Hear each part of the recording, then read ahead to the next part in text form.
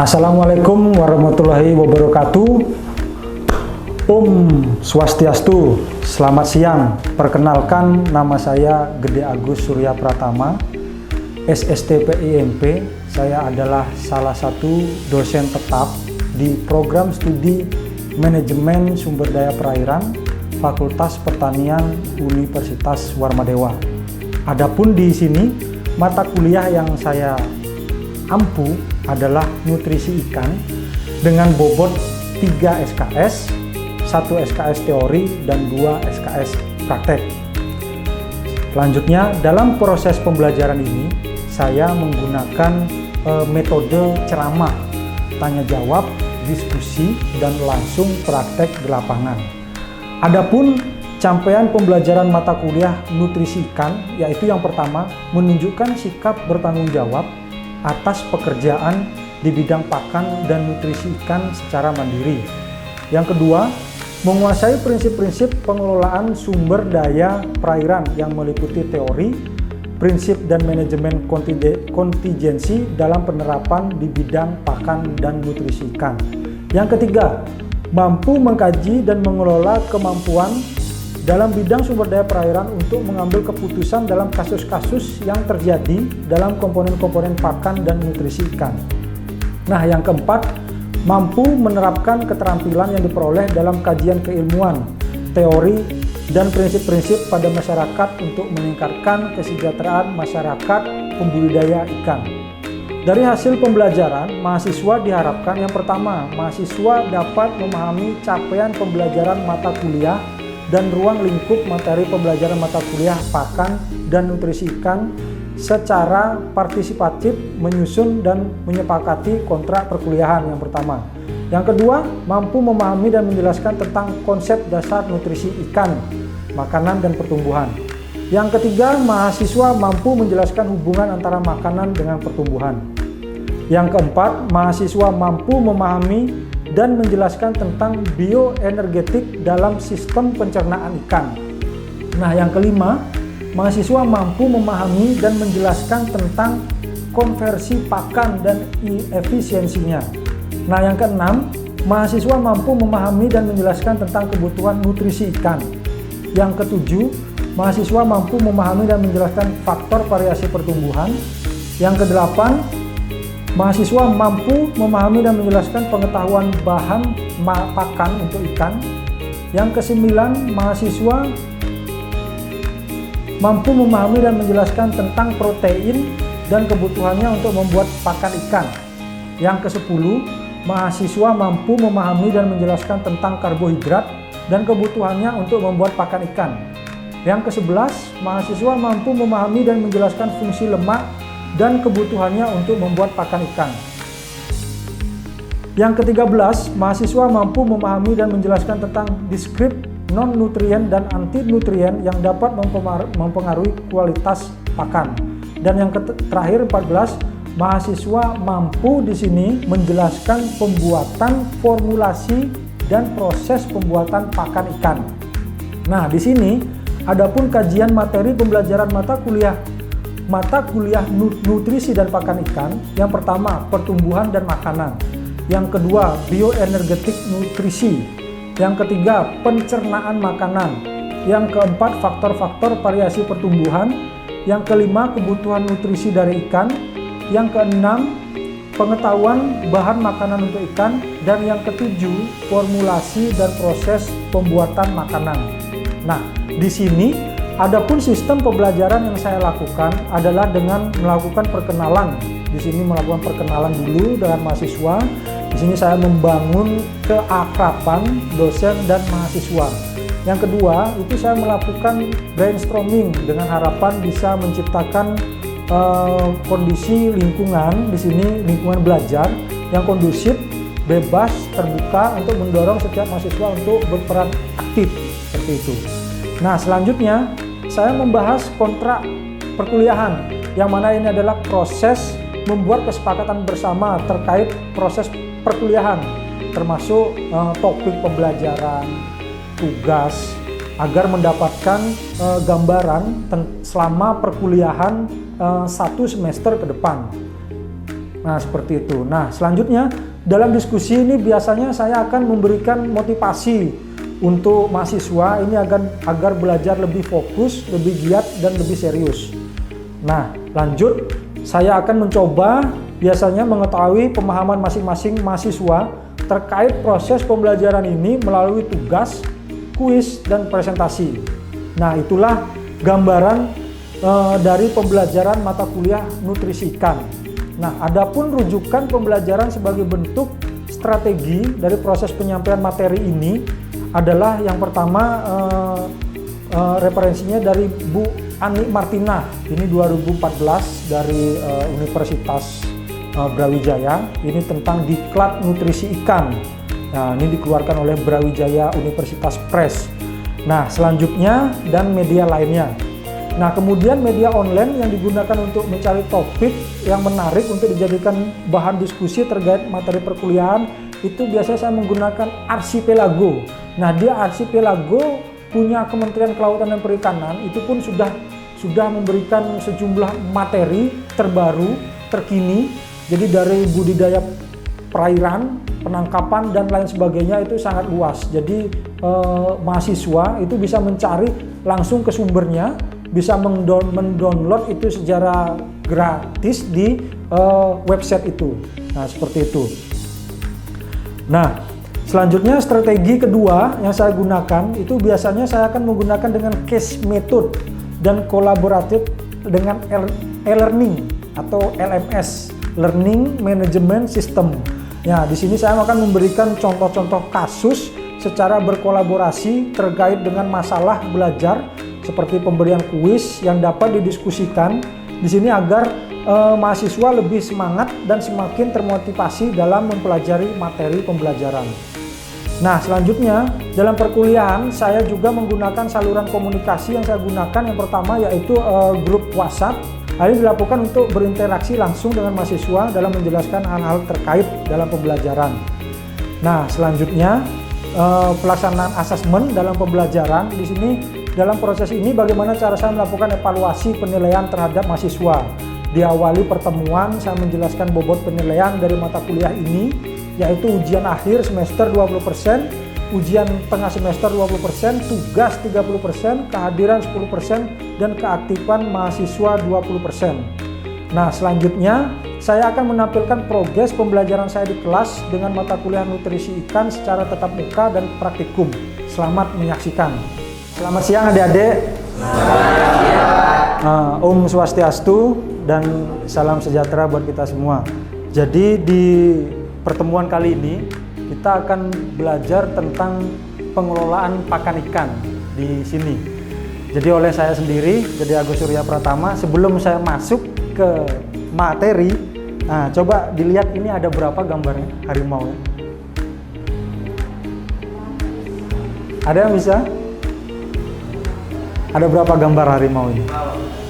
5 6 9 10 4 12 itu 4. Nah, ada lagi 10 13 ada yang 4, ada yang 10 14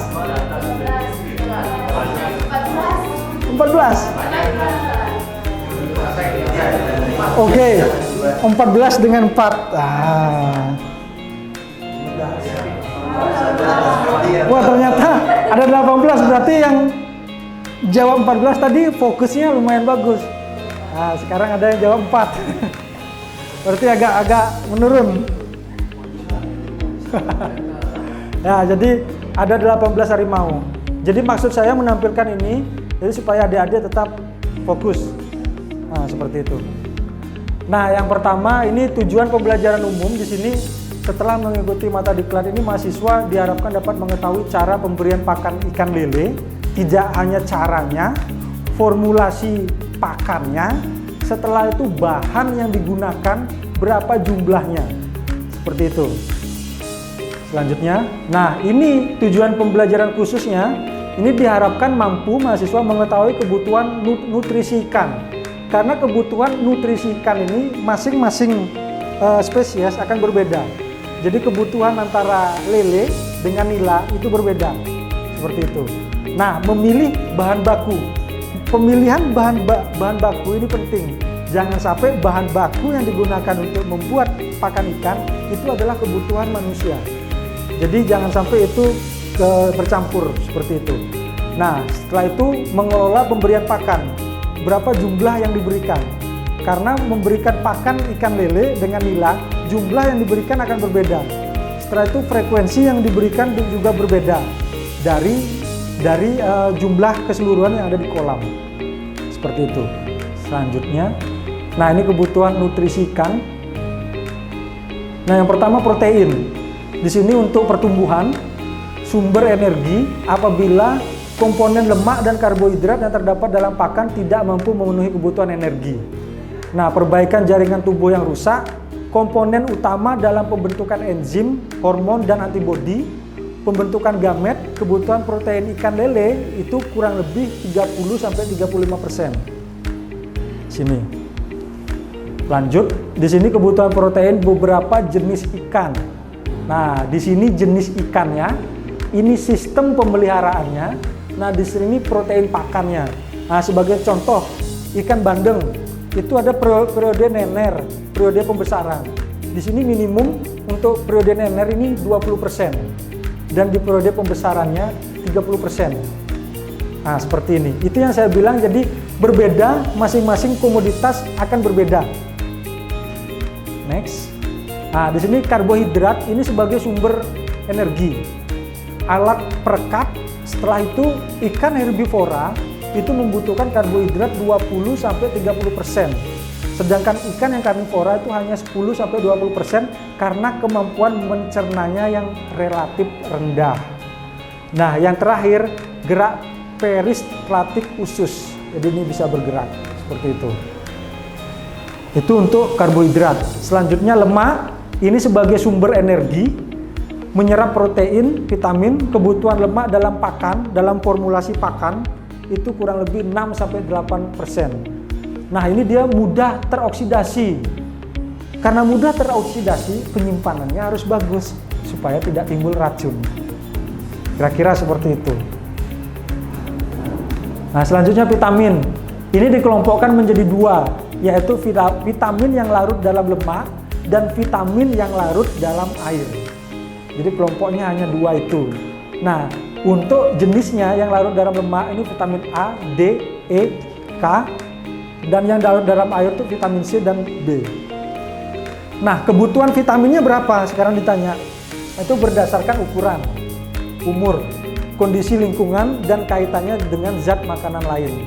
Jadi yang pertama menentukan itu adalah ukuran dan umur. Ini paling menentukan untuk kebutuhan vitaminnya. Nah, selanjutnya gejala kurang vitamin. Ini yang sering ditemui di ikan, nafsu makan berkurang, keseimbangan hilang, warna tubuh kurang cerah, pertumbuhan sirip terganggu, dan lendir pada tubuh berkurang. Jadi gejala yang ditimbulkan kalau kurang ini seperti itu kira-kira. Nah, lanjut, ini untuk mineral, pembentukan jaringan tubuh, proses metabolisme, dan mempertahankan keseimbangan osmosis. Nah, selanjutnya makromineral, ini yang kita gunakan ini dari kalsium, fosfor, natrium, klorida, magnesium, dan kalium. Yang mikro ada kobat, mangan, tembaga, fluor, iodium, dan besi. Itu kebutuhan tadi vitamin, yang ini mineralnya. Nah, ini pemilihan bahan pakan sesuai dengan kebutuhan nutrisi masing-masing spesies. Yang pertama, pemilihan bahan yang digunakan. Biasanya kita menggunakan bahan yang paling harus ada dalam komposisi pembuatan pakan ikan itu adalah pakan ikan itu sendiri. Jadi dibilang ikan itu ikan rucah. Jadi ikan rucah itu adalah ikan yang mungkin sudah tidak digunakan. Jadi maksudnya tidak digunakan, dijual tuh harganya sudah rendah. Jadi ikan rucah itu digiling, dibikin tepung ikan namanya. Nah, itu adalah komponen utama dalam pembuatan pakan ikan yang harus ada. Nah, selanjutnya mudah dicerna, harus mudah dicerna. Yang ketiga, tidak mengandung racun. Ya, pasti itu mudah diperoleh, gampang diperoleh. Kalau tepung ikan mudah diperoleh, seperti itu. Dan bukan merupakan kebutuhan pokok manusia. Jangan sampai bersaing antara kita dengan ikan. Seperti itu, bukan kebutuhan pokok. Nah, ini contoh bahan pakan mengandung racun, biji kapas. Itu bisa digunakan, tapi ininya banyak. Kacang tanah, ini mengandung juga, ini menghambat aktivitas enzim. Nah, daun lamtoro, ini mengandung mimosin. Bisa digunakan dia, tapi ada perlakuannya dia. Seperti itu. Untuk menggunakan bahan-bahan yang ini, yang saya sebutkan ini. Nah, ini kandungan nutrisi bahan baku pakan ikan. Nah, ini kandungan gizinya. Nah, apabila kita menggunakan tepung, contoh tepung kepala udang, di situ airnya sekitar 17,28%, proteinnya 53%. Itu tinggi. Tapi yang lebih tinggi itu ada tepung ikan dan tepung darah. Ini biasanya jarang digunakan. Yang ini. Yang ini yang sering. Ini. Nah, selanjutnya itu adalah bahan dari hewani. Yang ini bahan dari nabati. Yang biasa digunakan adalah tepung kedelai. Dedak ini gampang diperoleh. Dedak ini gampang diperoleh. Dedak halus, tepung kedelai, tepung terigu, tepung jagung, ampas tahu. Ini yang mudah-mudah diperoleh. Jadi seperti yang tadi saya sebutkan, untuk memperoleh formulasi itu ya salah satunya ya harus gampang diperoleh. Seperti itu. Nah, kandungannya contoh kandungan tepung kedelai di situ. Itu kandungan airnya 11,50. Proteinnya 43,99. Nah, karbohidratnya di sini dia 42,65.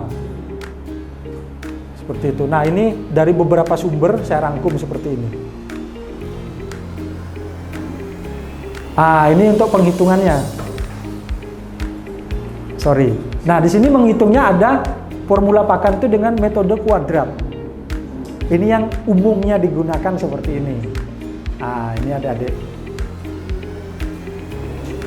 Nah, yang pertama penyusunan formulasi pakan metode kuadrat itu kelompokkan bahan pakan yang akan dibuat menjadi dua bagian, protein basal dan suplemen.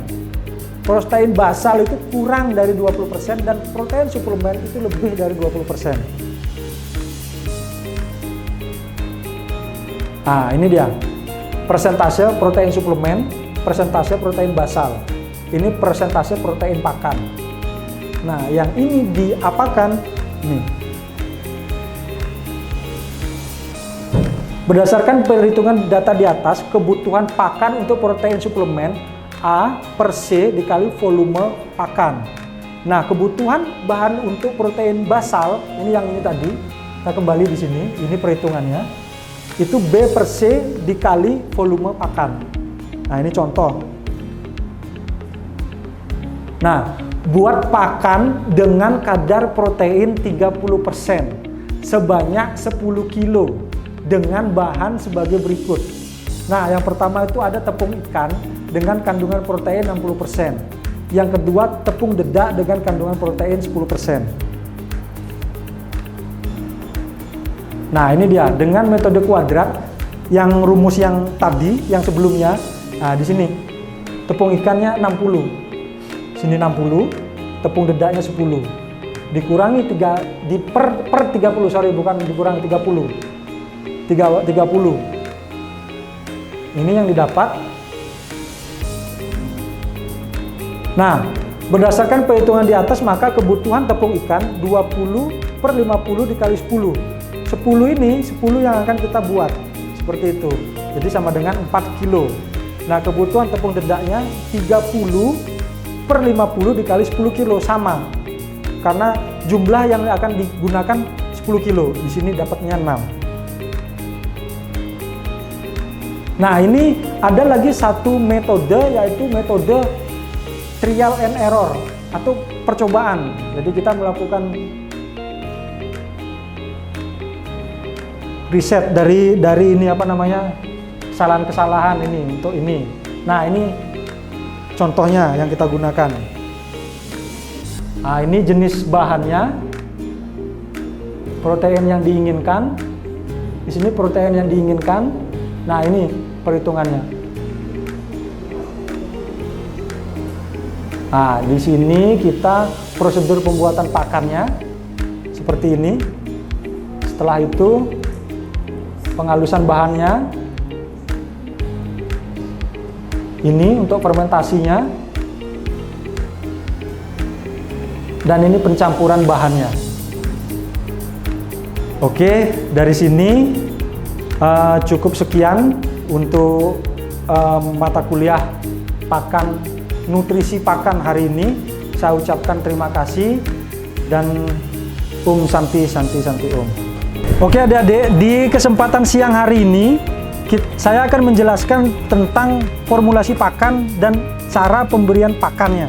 Nah, jadi untuk formulasi pakan itu yang kita gunakan adalah 3% dari total berat massa ikan yang ada di dalam. Seperti itu cara menghitungnya. Jadi berapa jumlah ikan yang ada di dalam, berapa beratnya dikalikan 3% persentase. Nah, persentasenya sudah kita dapatkan seperti ini. Nah, cara pemberiannya itu adalah dengan ditebar merata seperti itu. Nah, ini contohnya. Nah, merata seperti ini.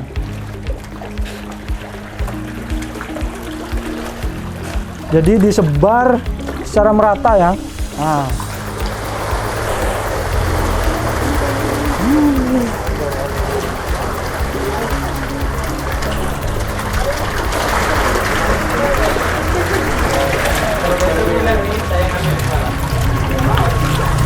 Nah, ini yang digunakan adalah pakan terapung. Nah, seperti itu, adik-adik. Nah, waktu pemberian pakan yang ideal untuk ikan lele adalah pada saat pagi dan sore hari. Kenapa seperti itu? Suhu. Selanjutnya,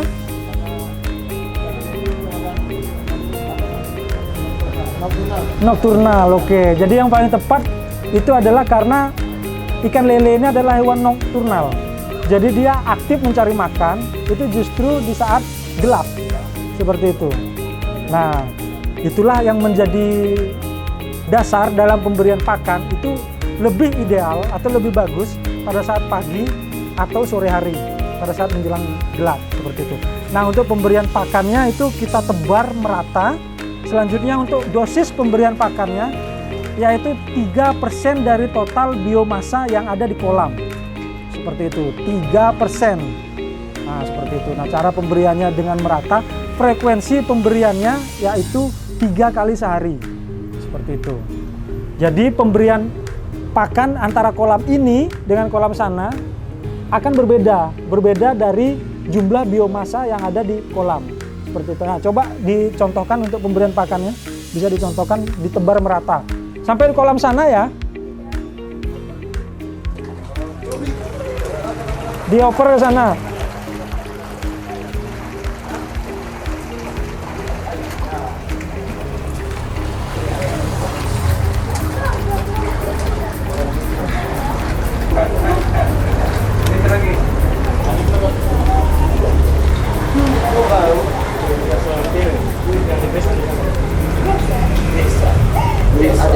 Nah, terus habis itu yang nomor 2, pemberian pakan itu ada yang disebut dengan pemberian pakan secara ad libitum sampai kenyang. Nah, yang pemberian pakan secara ad libitum sampai kenyang itu jarang digunakan karena itu akan meningkatkan jumlah biaya dari pemberian pakannya itu sendiri. Karena kita tidak tahu berapa jumlah pakan yang diberikan untuk satu kolam. Jadi kita memberikannya sampai dengan kenyang. Jadi itu yang dimaksud dengan ad libitum. Jadi berikan sampai dengan kenyang. Jadi tidak ada takaran di situ dan tidak ada frekuensi pemberiannya. Jadi kita berikan terus sampai kenyang. Nah, itu adik-adik. Jadi ada 2 pemberian pakan dengan persentase biomasa dari total biomasa ikan yang ada di kolam. Selanjutnya yang kedua itu adalah dari dengan ad libitum, pemberian pakan sampai kenyang. Nah, selanjutnya untuk pemilihan butiran pakan seperti ini. Pemilihan butiran pakan ini disesuaikan dengan ukuran bukaan mulut. Jadi berbeda ukuran bukaan mulut antara larva benih ikan dengan yang sudah besar seperti ini. Nah, ini menyesuaikan. Biasanya yang digunakan kalau untuk yang benih yang baru yang ukuran 7 cm itu biasanya digunakan yang min 1 sampai dengan min 2. Nah, untuk mereknya sendiri banyak dijual di pasaran, silakan saja. Banyak sekali jenis merek yang digunakan. Nah, selanjutnya selain bukaan mulut, untuk mempercepat proses pelarutan makanan atau pencernaannya, itu biasanya kita tambahkan enzim. Nah, enzim ini banyak digunakan atau banyak dijual di luar seperti itu. Contohnya yang sering digunakan adalah jenis E4 ataupun booster seperti itu. Nah, cara penggunaannya itu di masing-masing botolnya atau mereknya itu berbeda-beda. Tapi pada umumnya cara penggunaannya adalah langsung dibasahi. Jadi pakan yang dalam ember seperti ini dituang takarannya seperti itu. Dari takaran dari merek itu dituang ke sini, setelah itu diaduk merata. Setelah rata semua diberikan langsung. Nah, silakan kalau ada yang tanya. Enzim itu untuk mempercepat pencernaan ini, Pak. Jadi ini kalau kita berikan langsung seperti ini, kadang ini lama pencernaannya di dalam perut. Dengan enzim itu akan mempercepat. Seperti itu saja. Ada yang ditanyakan lagi? Kalau pemberian pakan sampai kenyang dengan tujuan volume itu lebih cepat pertumbuhannya yang mana? Sampai kenyang. Nah, kalau lebih cepat pertumbuhan itu tidak bisa kita pastikan apakah pemberian dengan ad libitum lebih cepat pertumbuhannya ataupun dengan persentase biomasa lebih cepat pertumbuhannya. Untuk menghitung itu, laju pertumbuhan kita perlu sampling setiap bulan. Jangan setiap hari, stres ikannya. Jadi sampling di sini digunakan untuk melihat ukurannya, melihat ukuran ikannya, melihat kondisi ikannya, sehat atau tidaknya. Setelah itu untuk dosis pemberian pakan berikutnya menyesuaikan dengan jumlah yang ada di dalam. Jadi selama 1 bulan pemeliharaan itu umumnya ada ikan yang mati dan lain sebagainya. Kita bisa sambil sampling itu mengamati itu. Jadi mengamati pertumbuhannya, mengamati hama dan penyakit. Mungkin ada yang terinfeksi penyakit, itu segera kita pindah. Seperti itu deh. Jadi kalau dibilang yang mana lebih cepat pertumbuhan ikan lelenya antara pemberian dengan ad libitum sampai kenyang atau dengan persentase, itu tergantung pemeliharaannya. Seperti itu. Tergantung pemeliharaannya. Jadi tidak bisa dipastikan karena itu harus kita ukur, kita sampling pertumbuhannya setiap bulannya. Ya, silakan. Oke, kalau begitu ada lagi pertanyaan? Cukup, kalau begitu saya ucapkan terima kasih dan selamat siang. Oke, saya ucapkan terima kasih. Waalaikumsalam warahmatullahi wabarakatuh dan Om Santi Santi Santi.